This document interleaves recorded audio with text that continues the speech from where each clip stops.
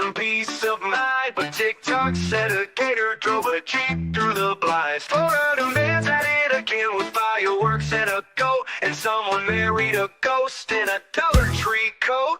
Hey, what in the Walmart rapture is going on? Aliens dancing in a Waffle House song. Karen's got a taser in the checkout line. And Dr. Oz just adopted birds to fight off crime. Oh, I'm just sitting here scrolling my jaw on the floor. The internet's a circus and I can't take no more. Yeah, when it's wildin', there's a raccoon in the sink. Someone robbed a Wendy's just to steal a frosty drink.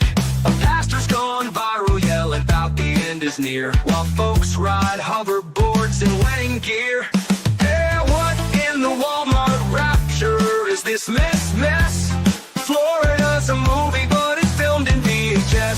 Someone fed meth to a squirrel named Dave, and now he's in a cage just throwing rave. Good morning, everyone. Welcome to Mornings with Mo on this Monday, the 14th. And you'll have to bear with me, you guys. I am been dealing with for this entire weekend the inability of my body to regulate its own temperature. So if you see me dressed like I am a refugee from winter, don't adjust your screens. Your computer screen, your phone screen is actually right. I may be, tempted to put on a toboggan hat at this point. So just letting you know that we have not had a cold snap over in Indiana. My body is being weird.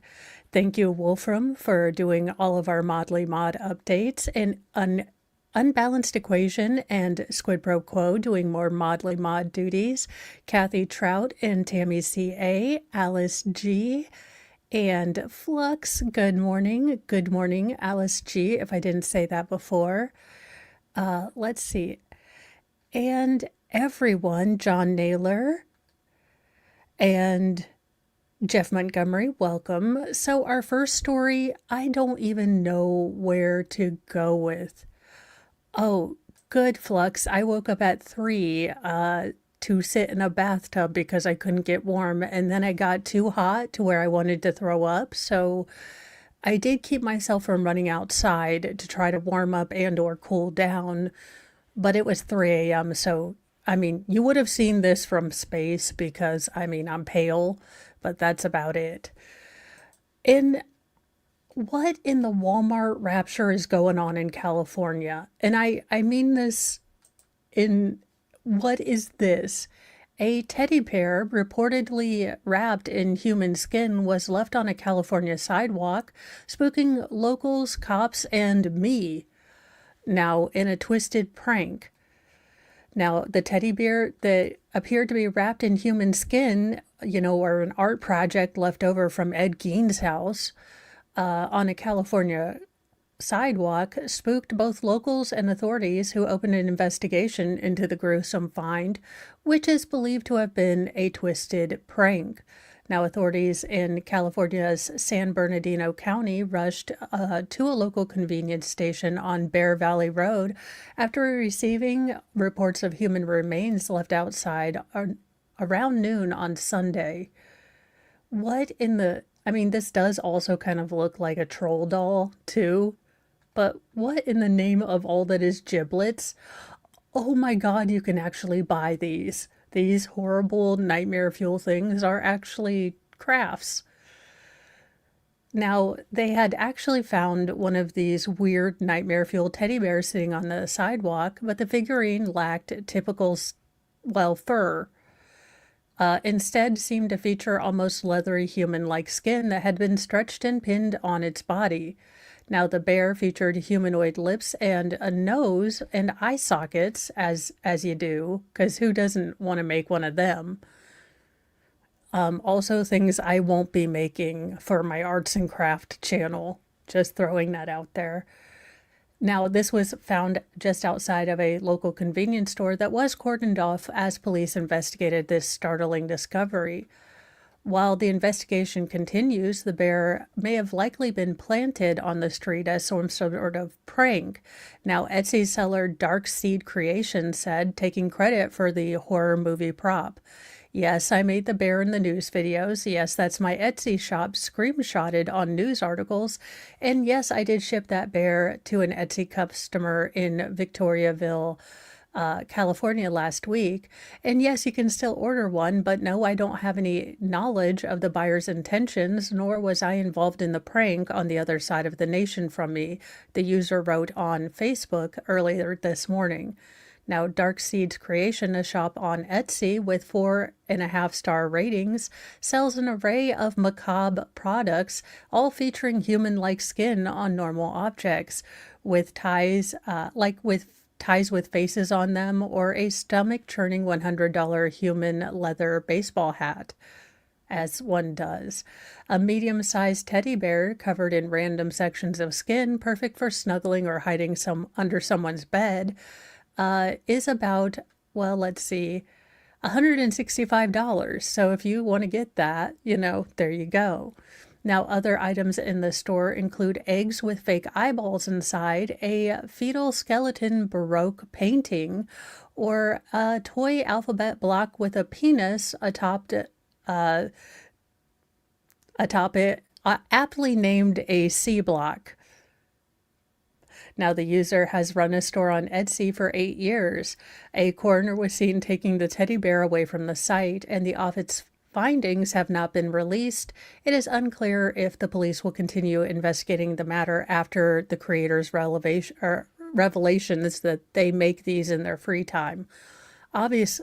And I think I need mental health checkups because I can't figure out a temperature that's right for my body. And this person's over here making Satan's teddy bears? Okay. In what has to be the funniest thing that I have ever seen, except of course all right, we're pulling up this interview. Actually, I'll have to pull it up on this one because this is perhaps the funniest interview. Hopefully, now I say dumb things on the internet all the time, so don't take this as Mo making fun of people saying dumb things on the internet, because who am I to make fun of dumb people on the internet? I'm not. But we do have this, possibly the funniest interview in the entire history of ever. Now, he is being asked questions because there was an alleged, mountain lion sighting up in Rochester, New York. Well, this is how he has decided to deal with it. Last name first for us. It's Curtis Jones, Curtis Jones, Jones. And last night I was just walking to the store, going through my little routes, get my couple little snacks and stuff. And all of a sudden I'm on the side over here and I just see people running and stuff. And I'm like, what's going on? I didn't know what was going on, I was like little nervous. Next thing I know, I just kept walking. I see mad people after I see the people run, I just see some big shit just walking, just right over here, right by the bush. It went right over there. I swear, I promise, it went right over there. And it said, rah! And I just kept walking. I seen me. Okay, I just have to say, whoever this interviewer is who is not busting a gut laughing as he is making both the people sound and the lion sounds, I mean, she deserves an award because I'd have been snort laughing at this point. Like, there would be no end to the snorting. People would be like, ma'am, you have a parka on, but also you're snorting. Do you want to explain this in August? And it'd be like, I don't know. He needs to say the round. See it. So in my head, I'm like, I gotta go, man. I'm out. I ain't about to play with nobody. I ain't about to. Look, they probably done seen it right now, so I don't know what's going on, but you gotta keep this bat right here, man. I'm gonna keep this bat right here, man, just in case. I'm gonna protect us. I ain't gonna let nothing happen to us. I love he's watching like the mountain lion is going to come back around now that he has his bat. But he's keeping a good look on his six. He is keeping the area clean and safe from mountain lions. Nothing, okay? Word, we gonna be You ever seen anything like that before? never. I never seen nothing like that, man. Right. Never. I never seen nothing like that. Only on movies. So that's why I was shocked. I didn't know what was going on. Like, is this a movie? Am I getting punked? That's why I just kept walking. Because, you know, in them type of situations, we don't really do good in them type of situations. We just got to keep walking and stay focused, you know. And once it seen me, Okay, I don't know who needs this in this life, but can this man possibly join forces with David Attenborough? And I need all of my new nature TV shows narrated by this person. Anyway, this man was responding to the fact that for our next story, well, we're not sure if it's a mountain lion or just this man getting 20 minutes of fame, but it is the funniest clip you will see. If you're having a bad day, just watch the clip. It'll help you feel better. A New Yorker is getting his dander up over a reported mountain lion roaming in Rochester. Now, Curtis Jones says he's armed himself with a baseball bat after he spotted the big cat lurking around his block last week and locked eyes with the beast as it slinked away and sent neighbors scattering. I was right there and then I saw it roar, said Jones, who spotted the panther prowling down his street Wednesday. I seen it, it seen me, and I seen it. So, you know, as you do. I mean, just now, he was just one of numerous people in the Rochester neighborhood who reported seeing the possible mountain lion earlier last week, prompting police to order a shelter in place while a search for the suspected cougar was launched. Now, officials were unable to verify the sightings, so the order was lifted, but witnesses like Jones say they know what they saw and they're prepared to avoid the panther again. I ain't find it last night. It's still out there. It could be anywhere in one of these bushes, he said, pointing to the nearby treetops.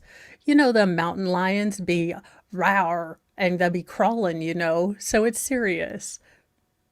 I sound like Dame Judi Dench trying to read hip hop. It is not funny.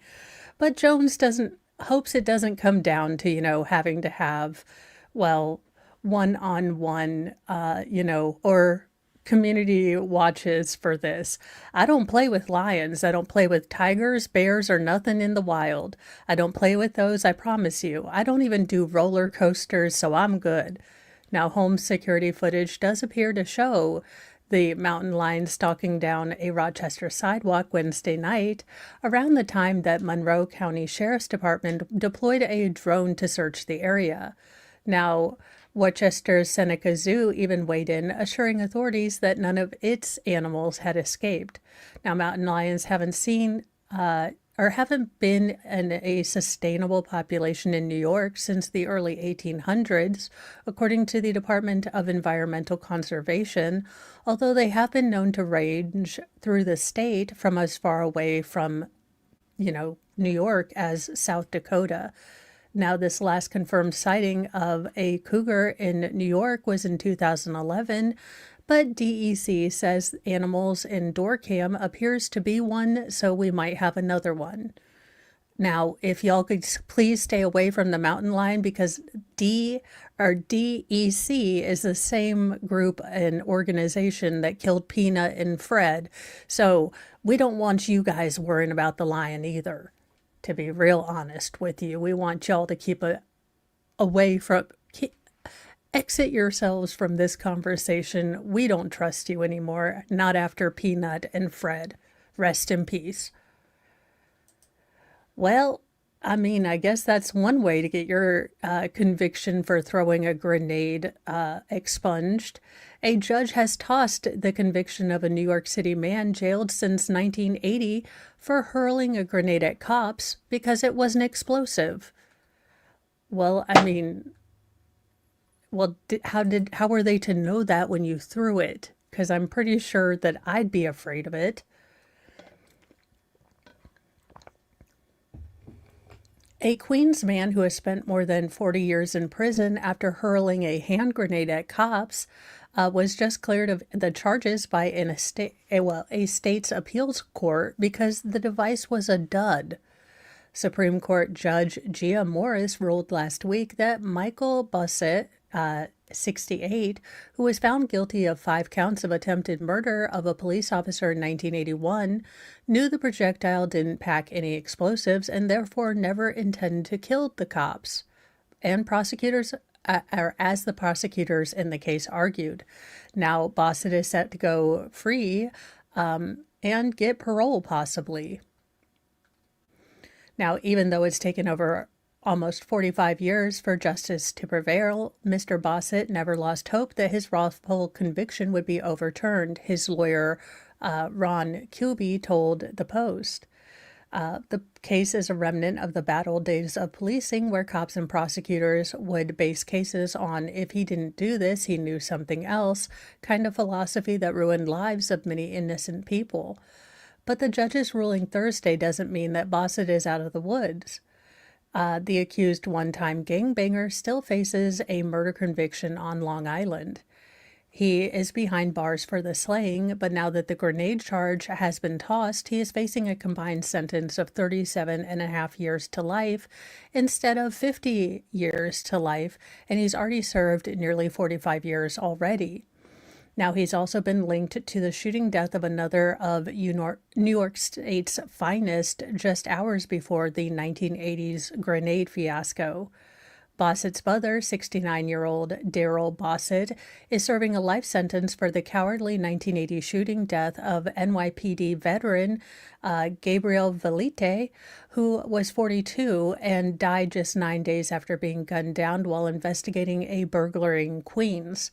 Now, although Michael, who was with his brother at the time of the shooting, wasn't convicted in that case, the officer's family holds him equally as accountable and calls the decision to throw out the attempted murder grenade charges a fiasco.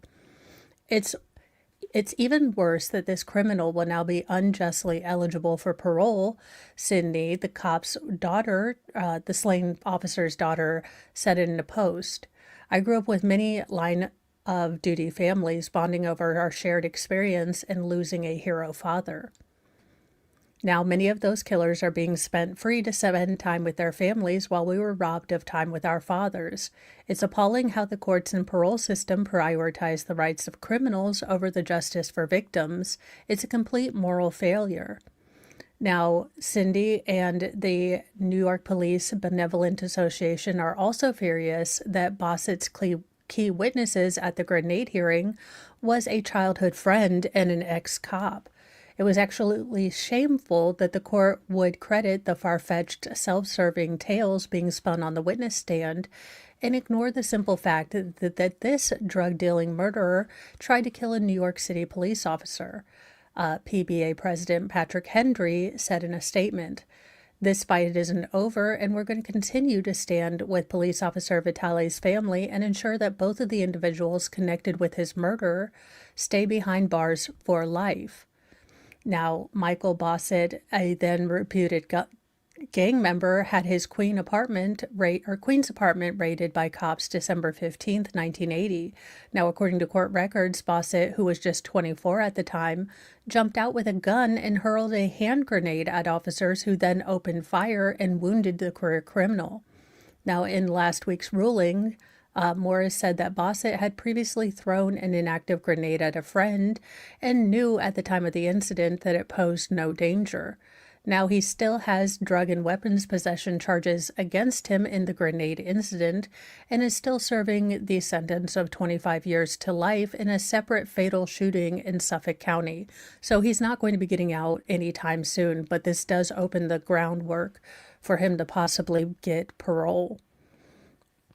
Now, in that case, he was convicted in February 1983 in the gang-related shooting death of Ronald Donald Rommel McGirth, whose body was found handcuffed and tossed in the woods alongside a Long Island highway on August 30th, 1980, just a few months before the grenade incident, in what prosecutors described as a drug dispute. Now, a rep for Queens District Attorney's Office says that the judge ruling in the grenade case only means that he is now facing a combined sentence of 37 and a half years to life instead of 50 years to life that he had been facing.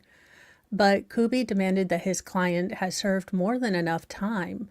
He's paid for that crime and would have been paroled 20 years ago, but not for the wrongful conviction. So this looks like something that's going to go on longer in, legal sort of legal scenarios that are going on. So I am not quite sure what's going to be going on here, but I do feel like this is going to probably be a case where, all of his crimes and all of his career, and then his time in prison, how he's behaved there, is all going to have to go together, because it doesn't make sense. The police officers did not know that that was a not live, grenade. So there you go. Now, I do believe that one of our fellow creators, Sal, has really worked on this case, but it looks like this case is coming back up. A small-town dentist is facing trial for allegedly poisoning his wife's protein shakes amid a secret affair. So I believe this is one that he covered, the doctor who sent his wife pictures of peens, I do believe. A high-profile murder trial is set to begin Monday in Colorado, where prosecutors allege that a local dentist murdered his wife by poisoning her protein shakes with cyanide, all while carrying on an affair and plotting a new life without her. James Tolliver Craig, 47, is charged with first-degree murder after deliberation in the March 2023 death of his wife, Angela, a 43-year-old mother of 6. Now, this high-stakes trial is expected to last 3 weeks. I believe that was, I want to say Jenner or something, so I think this is a different case. It's not the doctor with all the peens. Now, according to court documents obtained by Fox News Digital, Angela had begun to experience, things including dizziness, vomiting, and severe headaches all around March of 2023. Now, her symptoms progressed between March 6th through the 16th, 2023. Including blurred vision, feeling drugged, seizures, and rapid medical decline. Now, she was hospitalized several times before unfortunately slipping into a coma and being declared brain dead on August 18th of 2023. Now, her official cause of death was ruled acute poisoning by cyanide. On August 15th, as Angela was admitted to the hospital under, suspicious circumstances, authorities turned to investigate his, James's involvement in his wife's rapid decline. Now, James's dental colleague, Ryan Redfern, alerted hospital staff and police to a suspicious chemical delivery.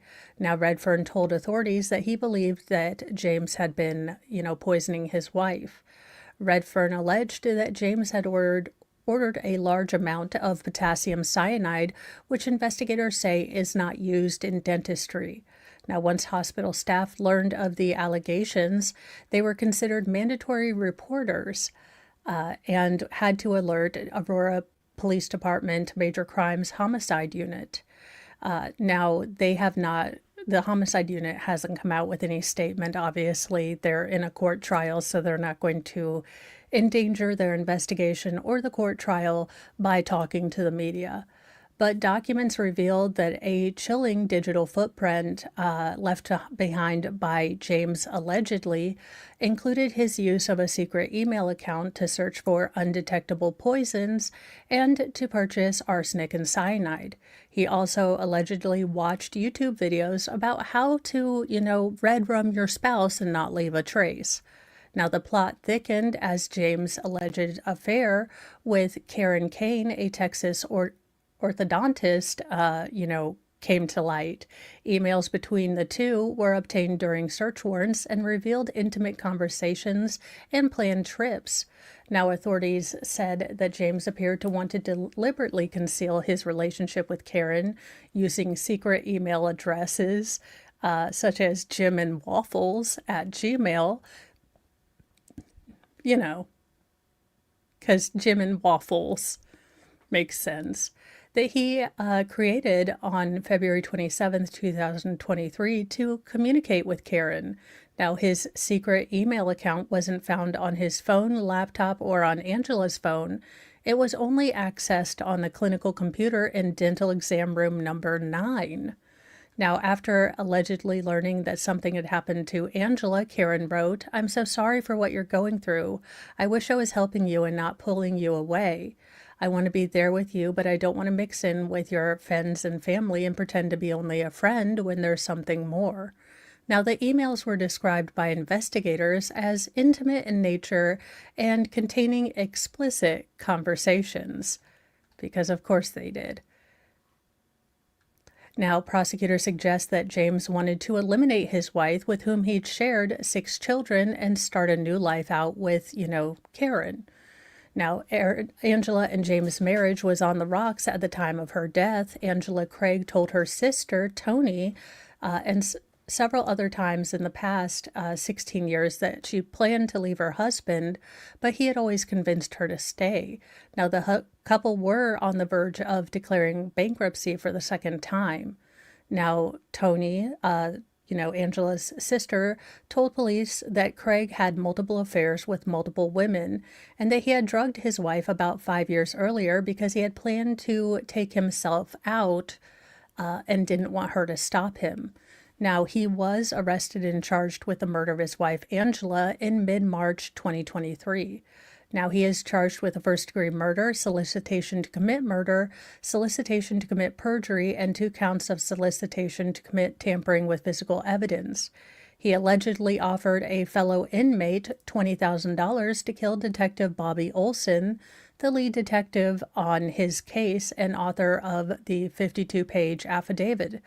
The plot surfaced through jailhouse conversations, which were recorded and reported by other inmates. Now, prosecutors said that Craig also tried to fabricate false self-deletion narratives for his, wife, directing inmates to plant fake letters, suggesting she took her own life. He allegedly promised free dental work in exchange for cooperation, as well as money or other benefits.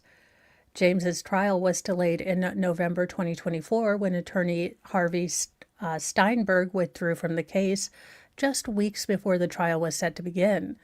Now, Steinberg told the court that James was insisting on pursuing a legal strategy that he believed was unethical, possibly illegal or fraudulent. Now, due to this last-minute withdrawal, the court granted a continuance to allow James to hire new legal counsel. The trial was rescheduled and officially begins with jury selection on Monday, July the 14th. So we might look into this case. Normally, jury selection is not recorded or streamed, but this is an interesting case. It looks like this man is what we called El Dirt Ballo, but we will have to wait to see, because it's, innocent until proven guilty. And something that I was talking about a little bit last week with the sort of changing, how we don't appreciate how time can change sort of the legal status on some of these very big trials. The Menendez brothers have scored a critical legal victory in their decades-long fight to be free. As infamous killer brothers Eric and Lyle Menendez await their August parole hearing, they've scored a legal victory on another front, this time in the form of new evidence that they say could have led to their acquittal. Now, the pair who admitted to taking the lives of their parents, Mary and Jose Menendez, in a bloody, 1989 massacre inside their Beverly Hills home, have claimed for years that their actions were in self-defense, stemming from a lifetime of both physical and child grossness abuse. Well, a July 8th court order obtained by Fox News will force the state to explain why evidence to that effect was barred from their trial. About 8 months before the double homicide, Eric allegedly wrote a letter to his cousin Andy Cano, claiming that Jose had been laying hands on him and Lyle for years in a child grossness sort of way. Now, a further affidavit from Roy Rosario, a member of the boy band called Menudo, claimed that Jose, a record executive, had also SA'd him in around 1983 or 1984. Now, he made the claim almost 40 years after that happened to him. On March 2023, the brothers filed a habeas petition claiming that if they had been allowed to show the Cano letter and Rosario's claim made before they presented, evidence at their second trial, a jury would have not convicted them. Now, an informal response to the petition filed by Los Angeles County District Attorney Nathan Hotchman's office in February this year, they denied that the letter constituted new evidence, and they said that the Cano letter was untimely, and they also said that the Rosario affidavit was inadmissible, immaterial, and lacked credibility. But the July 8th order handed down by Los Angeles County Superior Court Judge William C. Ryan said that the letter and the affidavit constitute a prima facie showing that the brothers were entitled to habeas relief. Now, the district attorney's office is subject to a show cause response in the next 30 days. In their response, Hochman's office must explain why the brothers' habeas relief should not be granted. Now, the brothers have sought a new trial in 2023, but have since shifted their focus to their own resentencing, which they were granted in May. Judge Michael Jesnick resentenced the brothers to 50 years to life with the possibility of parole, and they were previously serving life without parole. Now, since then, the brothers have eagerly awaited their parole hearing, which, after it initially was scheduled for June 13th, was postponed until August 21st and 22nd. They have spent the last 35 years behind bars. That being said, I never got big into the Menendez case because it was right when Mo was an itty bitter, and I was still too worried about Teddy Ruxpin to really worry about the Menendezes. There are good cops and there are bad cops, but this is a good cop right here. An Arizona police officer delivered a pizza to a shocked customer after arresting the Grubhub driver that should have been delivering the pizza. See, not all heroes wear cape, but you get your pizza, and it's warm. A viral video shows a pair of police officers in Arizona helping to finish a pizza delivery after the driver was arrested during a traffic stop. When your Grubhub driver gets arrested, Tempe Police delivers, the caption on the video read. It was posted on social media by the Tempe Police Department. Now, the department shared the moment, which unfolded on July 4th, that showed officers delivering a pizza to a visibly surprised customer. Hello? The shocked customer said when she opened the door to find two police officers with her pizza order. How are you doing? One of the officers said. Good, how are you? She responded. Very good, Brandy. The officer holding the pizza asked her to verify that they had the right, order and address. And she said, yes, so your Grubhub guy just got arrested, so we delivered your pizza for you. The customer's mouth dropped open when she realized what was happening. I appreciate the pizza, and it should still be warm. The second officer added. Now, the department shared the viral video on their X account as well. When the delivery driver was arrested during a traffic stop, our officers made sure the pizza still got to the customer. The order was hot and ready, and the suspect was caught and steady. The department shared on a post on X. We're serving our community 24/7, whether it's safety or pizza. Of course, now the delivery driver was arrested on charges of reckless driving and racing. Well, he really wanted that pizza to be on time. Well, now, Lord Chippy, you like him, you love him, and this first story, this lady definitely needs to meet. They're our skin, they steal our grace. These monsters wear a human face. No gavel, no badge, no throne, no crown can stop Lord Chippy from burning them down. Justice ain't fast, justice ain't clean. It's a long, sharp road through the in-between. So raise your fists and light your flames. Chippy's coming and he don't play games. Now, y'all, I am just going to read you this headline because I don't even think Lord Chippy is bad enough. Hospice nurse who amputated patient's foot without permission for use in sickening taxidermy display escapes jail sentence. How, what, why? And this chick definitely looks like she'd steal your foot and make a G.I. Joe out of it. I mean, do what now? I like how it says warning, disturbing content, Wisconsin. And if you think I'm not adding this to my Wisconsin is the Florida of the Midwest, then I don't know. A Wisconsin nurse who amputated a patient's frostbitten foot without authorization and planned to use it as a ghoulish display in her family's taxidermy shop was given a sweetheart plea deal to which she'll serve no time in prison and pay just $443 in court costs. Mary Kay Brown, 40 years old. That's a rough 40. Holy ma'am, that's a 40 ounce. You just had a whole malt liquor for your life. Damn. Also, ma'am, perhaps not grape colored. I mean, you didn't go with red, but damn, ma'am. Now, she pled no contest to a misdemeanor charge of negligently abusing a 62-year-old patient at Spring Valley Senior Living and Healthcare Campus in 2022 for the rogue surgical procedure. I have a no contest, like, look, it was kind of a misdemeanor. Now, she was initially charged with intentionally causing great bodily harm and mayhem and physically abusing an elder person, but the felonies, which could have each carried a maximum sentence of 40 years in prison, were dismissed after pleading to lesser charges.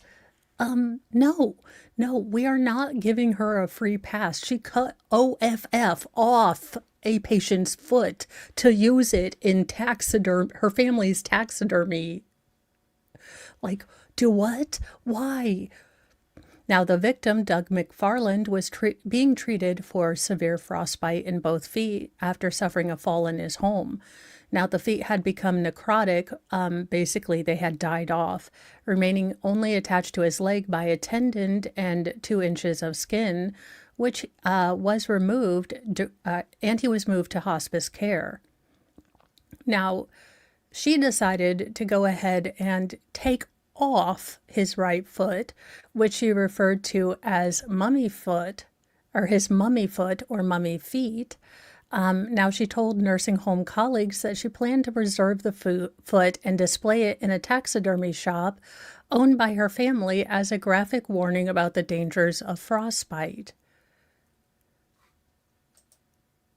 I'm pretty sure that we have figured out how these two do what now?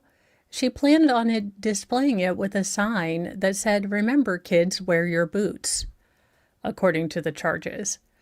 Now, court papers allege that she told investigators that she was trying to make the quality of life better for him and that she would have wanted that foot off if she were in his condition. Now, a nursing home administrator told police that he explicitly told Brown not to amputate the foot, despite acknowledging that a doctor might have later done so given, its extreme condition. Now, his sister, Doug's sister, the guy who got his foot cut OFF off, was extremely upset when she learned of the unauthorized... Upset? Do what now? Now, when I found out, I pretty much lost it. She said her late brother had a heart of gold and was a phenomenal artist.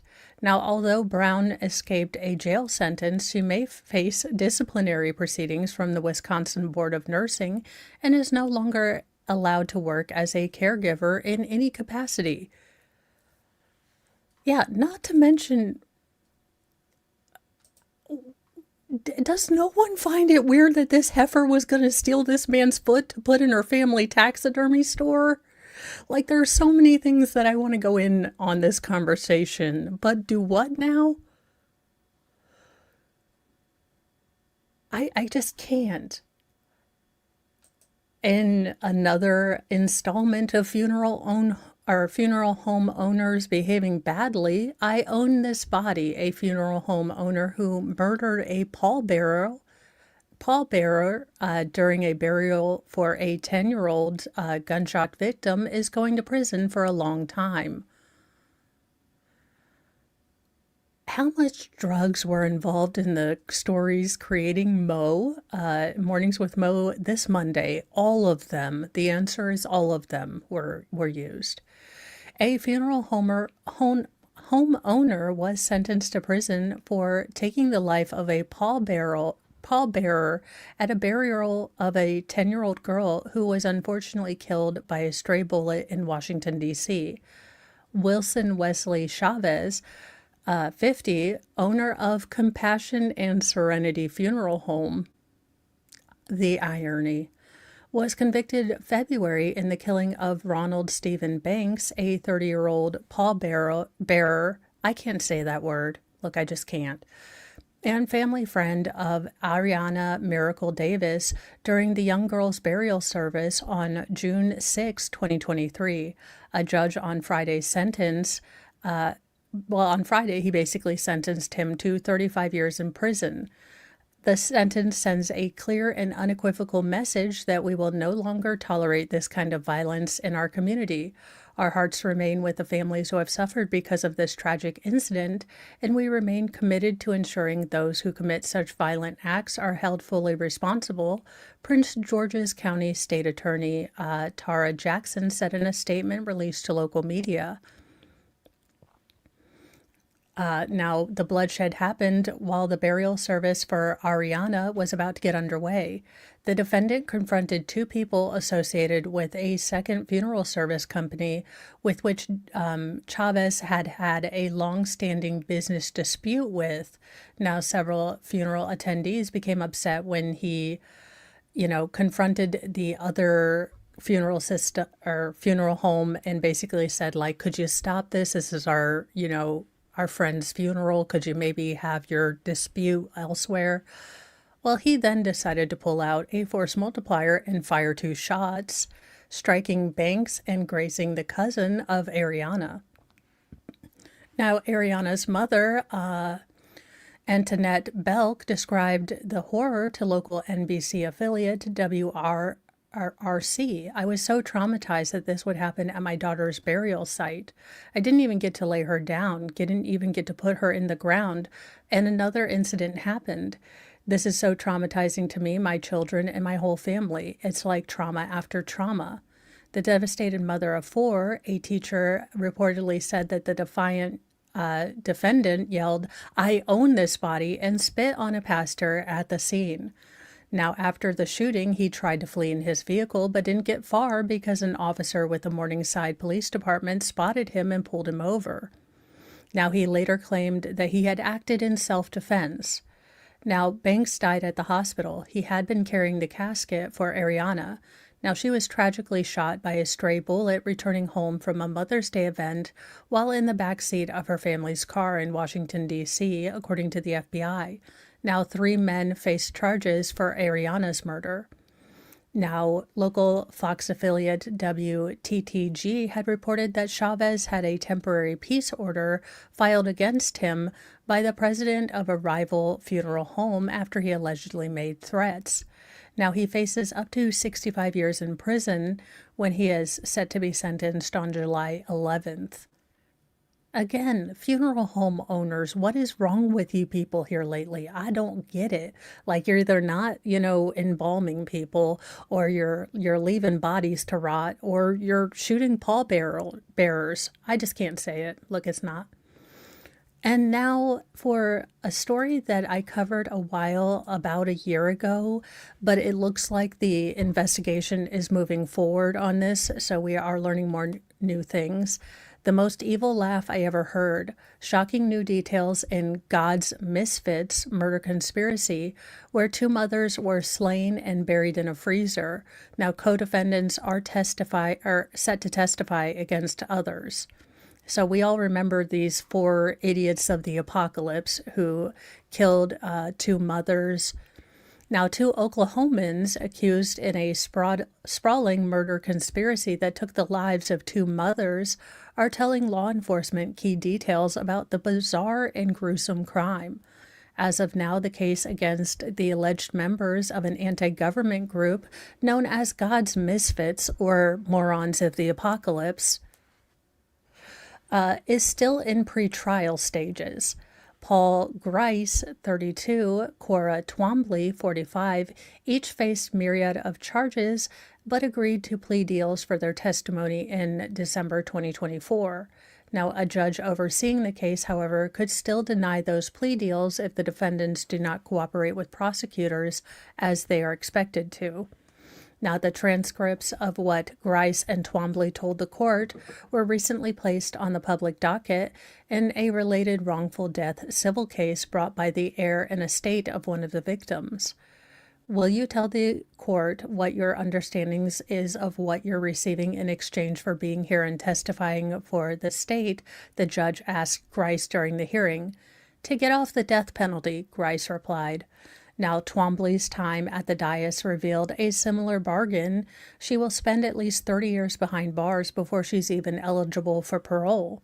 Now, the pair recalled how the 5 charged defendants started off as just friends hanging out, then regularly met as members of a prayer group that became a private member association.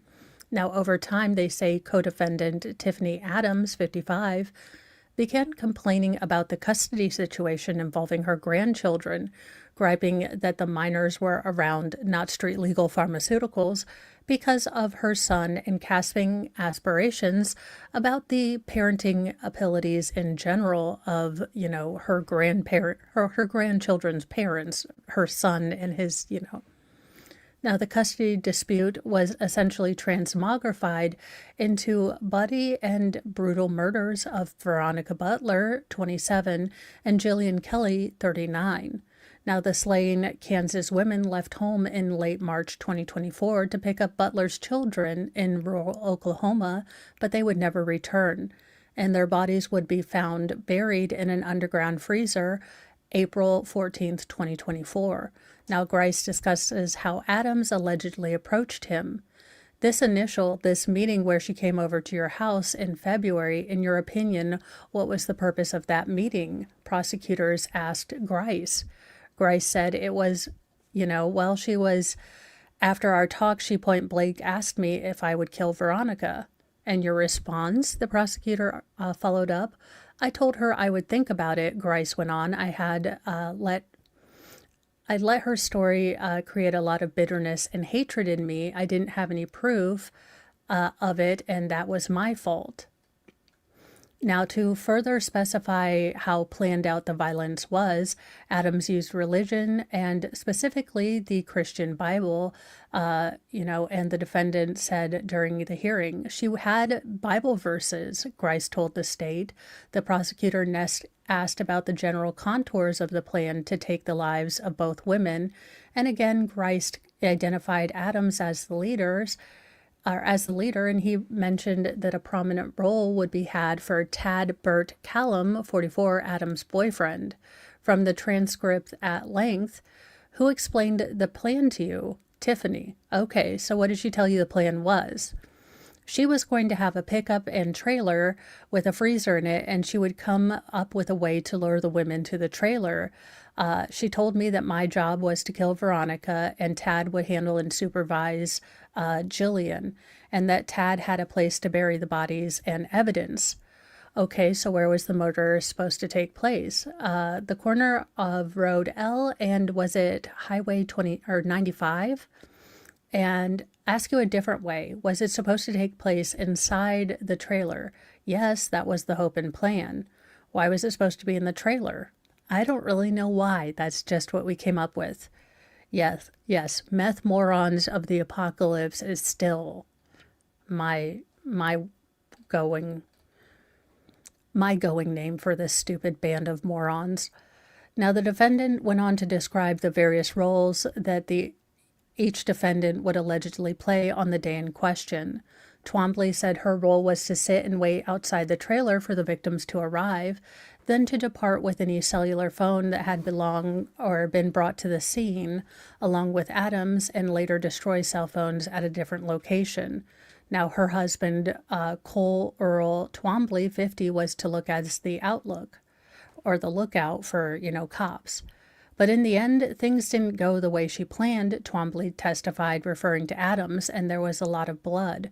Now, Twombly said she arrived to a more chaotic crime scene than she had expected.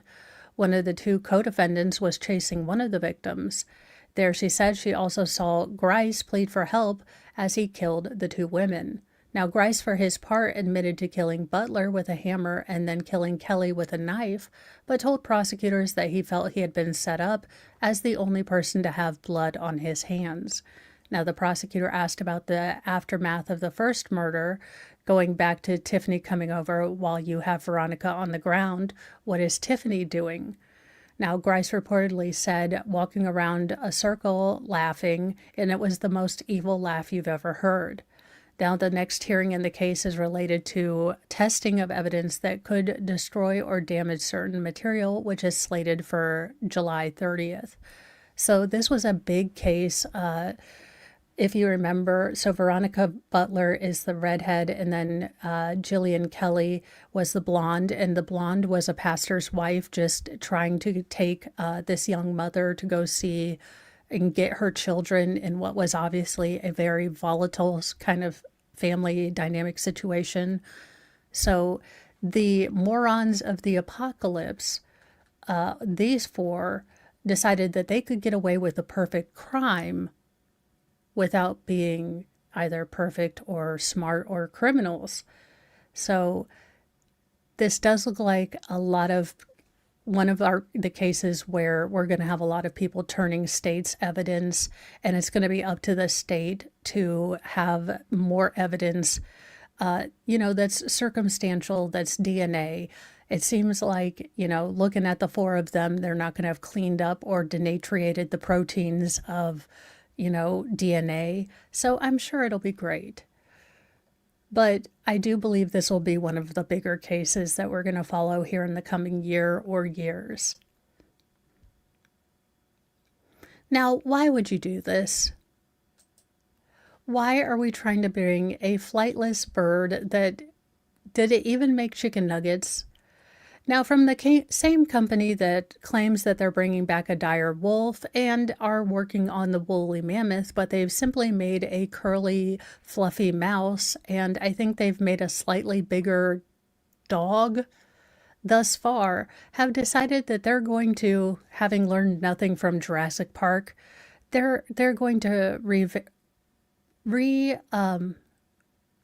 de-extinctionize a large flightless bird, because that's what we need.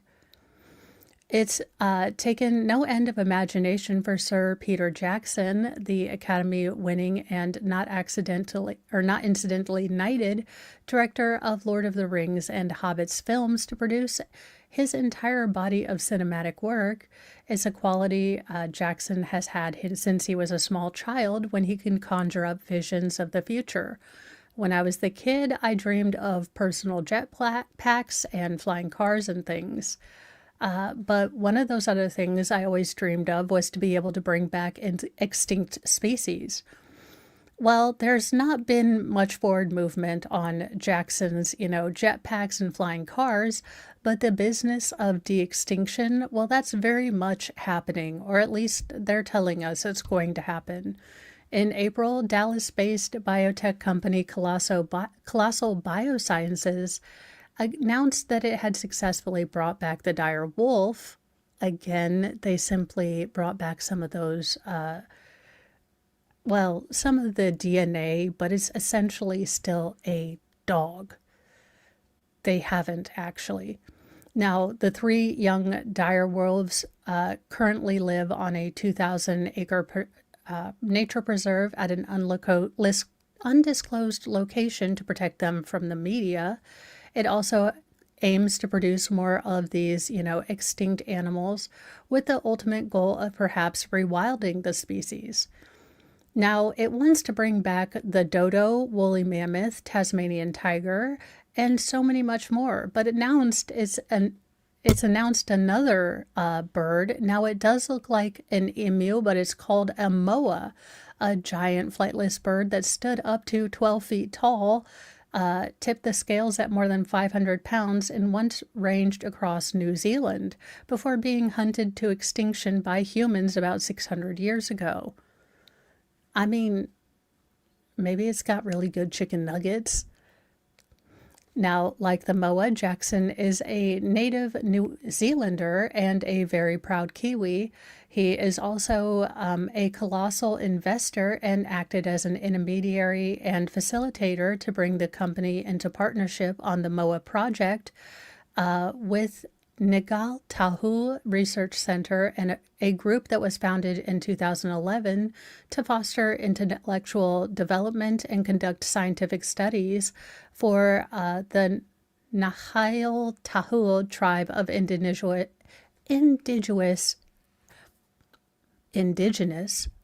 I love that I speak English for a living and yet don't know how to do it half the time.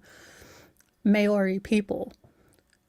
Again, I don't see this as being a good idea, but hey, maybe they make really good fried chicken. It's fried emu. It's got like bigger wings.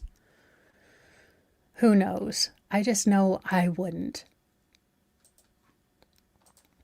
Jamal White, a missing 7-year-old allegedly abducted by Force Multiplier Point in Milwaukee, was found less than 24 hours later. Sometimes we do need good stories of these children being found. Now, a day after Milwaukee police issued an Amber Alert for Jamal White, the 7-year-old was found. Now, White was, according to the, incident, taken at gunpoint from outside of his residence around 7 p.m. local time on Friday, July 11th. The Milwaukee Police Department said in its notice following the alleged abduction. Now, at 6:23 p.m. on Saturday, July 12th, MPD announced that White had been safely located. He has been located and he is safe. So that's always good. The Milwaukee Police Department would like to thank everyone in their assistance in this matter. Now, a spokesperson for MPD also confirmed the news in the statement to People on Sunday, July 13th, stating that White was found and had been, he's safe, nothing was wrong with him. Now, a 25-year-old man has been arrested in relation to his disappearance, and that criminal charges will be referred to Milwaukee County District Attorney's Office in relation to this. Now, White, known as Baby J, was taken in a white Jeep Renegade SUV with an unknown license plate by a black male suspect wearing a black face mask, black hooded sweatshirt, and generally just, hiding his identity. Now, no other information about the alleged abduction has been released. Cherika Morose, a woman who said she was White's grandmother, also announced that he had been found on Facebook, writing, "Baby J has been found and he's okay, and one person has been arrested." So it's always good. I hesitate even pulling up some of these stories with a child, being announced missing, because here lately it has been a case of a bunch of people, parents most likely, taking their children, doing the unspeakable, and then announcing them as missing, thinking that the police aren't smart enough to, I don't know, look for them. But yes, I am glad that this actually turned out to be okay. Well, it's all about the birds this week. Or this Monday. Feisty flamingos are threatening the production of risotto in Italy. Well, I like risotto, but I also like flamingos. Can we make flamingo risotto? There's a sticky situation simmering in Italy where the solution might need plenty of legwork. Flamingos have been making themselves comfy in the rice fields of Ferrara, a charming city in northern Italy, known for the production of a key ingredient in the nation's signature dish of risotto. Now, to grow short grain rice used for the classic fare, farmers are apt to flood their fields late spring, early summer to germinate their seeds, and they're not really happy with, the flamingos coming in. These brazen birds have been using their web feet to stir up the soil, capture mollusks, algae, and other insects from the water. Now, although the animals aren't touching the rice seedlings, they're disturbing the critical production process of the plants. There are new things that have never happened before. You invest so much time and care into preparing everything, and then just as the crop begins to grow, it's like having a newborn child taken away. That's what it feels like. Farmer Enrico Fabriri, who has faced production losses of as much as 90%, complained to The Guardian. Now, desperate to protect their crops, distraught farmers have taken to scaring the birds away by blaring truck horns, banging barrels, and even firing cannons to get the flamingos to go away. The feisty flamingos most likely came from the nearby Carancho Valley wetland across the Adriatic coast between Ferrara and the province of Ravenna, but they migrated further east due to drought, so I guess we won't be having risotto, which makes me sad, because I like it. Well, I don't know how you're going to get money back from Yi, and he seems quite angry, and he's liable to, make you look at his naked wife, so do you really want to try to get money back from him? I mean, because he'd probably be like, my wife is naked and I'm the greatest rock star ever. And I'd be like, Yee, I just want $5 back and I don't really want to see your wife's cooch. Thanks. Can I get $10 more for having had to see it like everyone else? Well, Kanye West fans, I guess that is, considering all the off-the-wall things he has said this year, the fact that he had enough people to scrape up for a concert is, I don't know. I mean, that's how you know people have faith. Because somebody spent money on a Kanye West, concert, current day. Well, apparently his fans erupted into an angry chant after the rapper was more than 40 minutes late to his 70,000 fan strong gig in Shanghai, China. Over the weekend, the disgraced rapper who goes by Yi now was greeted to loud chants of frustrated concert goers who demanded refunds. In a fan-recorded clip on X, thousands of fans can be heard demanding refunds after the Jesus Walk rapper showed up, 40 minutes late and then had a bunch of boomer moments. So I've been a fan of Kanye West since I was a teen, but my beautiful, dark, twisted fantasy opened my ears to the sonics and music. One fan wrote on X, referencing his 2010 album, My Beautiful Dark Twisted Fantasy. It was hard to get tickets for him in Shanghai, but I got them and I was hype AF. Couldn't even sleep the night before, but this is actually the worst concert I've ever been at. At Kanye West, you can be better. In a follow-up post, the frustrated concertgoers slammed the rapper's decision to perform live. Kanye West, you should not tour. It's just not for you. Stick to the studio. Drop surprise albums and be that guy. I'm not the biggest supporter of most of your work. You waste people's time, excitement, and money by pretending you're a performer. In another series of posts, the fan accused the 24-time Grammy winner of lip-syncing. So mostly lip-syncing, his microphone must have been up less than 20% half of the time, claiming that he left stage for 20 minutes during an encore. For an encore, he disappeared for about 20 minutes. again, you went to a Kanye West show after all of this year. I can't really, why did you saw the ride and still bought the ticket? This seems like a little bit of buyer beware. Although I wouldn't buy tickets to a Kanye West ever. And possibly the funniest story from last week that I didn't cover, a golfer who got wrecked by an ex-NHLer, Nick Tarnsey, admits that he was wasted and his own beating. Well, there you go. A man who says he's the golfer who got beat up and thrown into a pond by former NHL player Nick Tarnsey has broken his silence on the wild scrap that went viral in videos posted to social media. Trevor, last name omitted because I can't pronounce it, has posted an apology video after he admitted to drinking too much booze before the fight erupted at the Alberta Spring Golf Course in Red Deer, Alberta, Canada on July 4th. Yep, that's me, guys. The guy that dropped like a bucket of balls in the pond. Not my finest moment, I know. Looks really bad. Played 36 holes of golf. We drank way too much and my mouth ran faster than my brain. All jokes aside, guys, I'd like to apologize to all the folks on the course, anyone caught up in it, and anyone who had to deal with me on that day.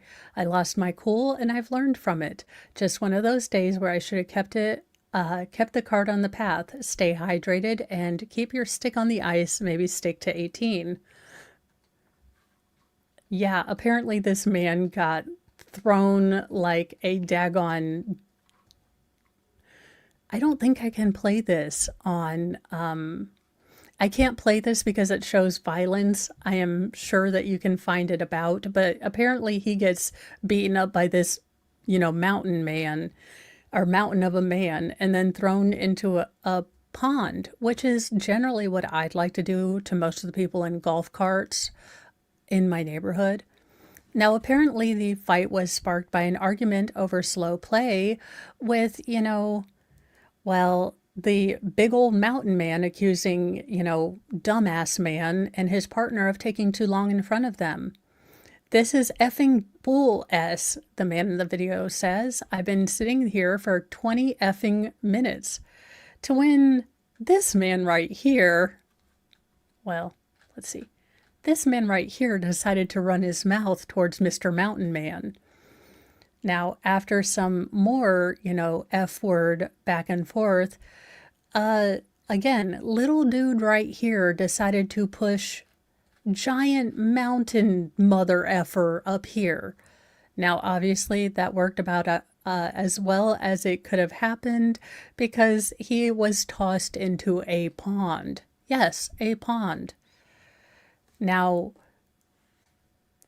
as happens when these things go wrong, after he got out of the pond, he decided to continue to run his mouth, to which, the former NHLer punched him. Now, police have looked into the matter, but aren't planning on taking any action. Now, again, if you happen to notice that this gentleman that you are trying to, yell at is currently the size of, what is it, the Hound from Game of Thrones, don't be an asshole. Just don't run your mouth. Now, there you go. I mean, again, possibly don't piss off a, former NHL enforcer. And I'm dumb at sports, but I know this. And finally, in what I would like to announce proudly isn't my child, for once in one of these stories, a small child climbed into a claw machine at an Ohio community center. I do love these because it's not my child.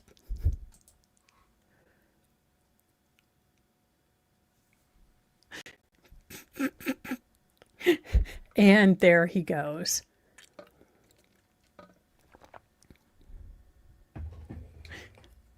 No, get your whole body in there, sweetheart. No, that's how you're going to confuse your parents. Look at this grandpa just not even saying anything. He's just going to walk away. Grandpa's like, not my pay rise.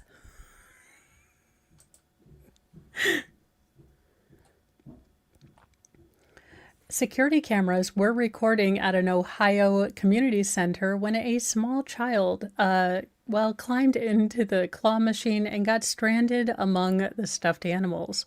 Now, surveillance footage from the Mason Community Center shows the moment that the child looked into the prize door and then climbed inside, with a volunteer only noticing as the boy's legs disappeared in the machine.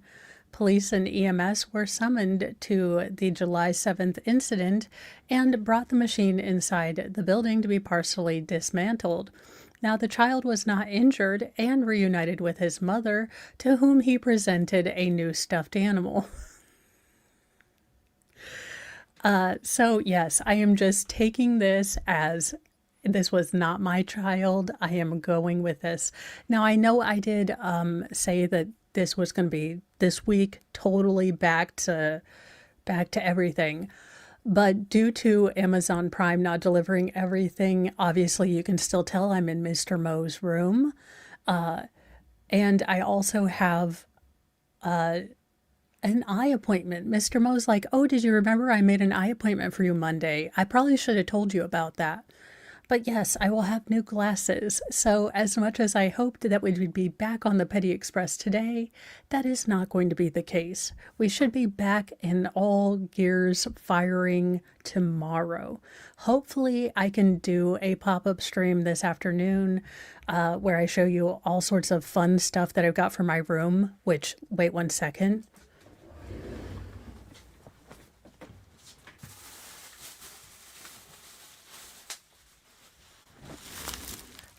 All right, for those of you who have husbands, I don't know who doesn't need to hear this, and I say that with complete accuracy, but Michaels is having 75% off of their clearance, and I might have spent more at Michaels yesterday. Because whose room doesn't need a gummy bear? It's just like a cool gummy bear that I'm going to do something with. I have no idea why I need a gummy bear, but I was like, I definitely need one because I was only supposed to be getting thread to finish my cross stitch. I'm nearly done, but I always run out of thread. So I've got like 2 or 3 more colors to finish up, and then this will be done and I can be, on my way. I kind of do a little bit of one, a little bit of the other. But yes, I will be going to get new glasses. I will be finishing up that. And then I will be going through and showing you guys all of the tapestries that I've worked on to decorate my room, how we're going to be displaying it, and all of that. Because Mr. Mo is so excited to be getting his room back. And I'm so excited to be getting my room back. So it'll be great. And I am going to be sending you guys, I know that Baker is covering, I believe, the Bradley on Jan case as a rewatch. So I'll be sending you over there. A terrible case, but at least the defendant is a pro se moron of epic proportions. So you do have the worst ever crime you will ever hear about, but also, the dumbest moron of the apocalypse that God allowed to let us laugh at and, poke. We do. Oh, that's right. Well, at least this is a happy bear and not covered in like scary, creepy, not human flesh. Happy bears, not human bears. Can we say it? Anyway, thank you guys for joining, and I'll be back tomorrow, and we should be back on a normal schedule. And I'm going to go play the fun and exciting game of what temperature does my body think it is? It'll be great. Bye, you guys.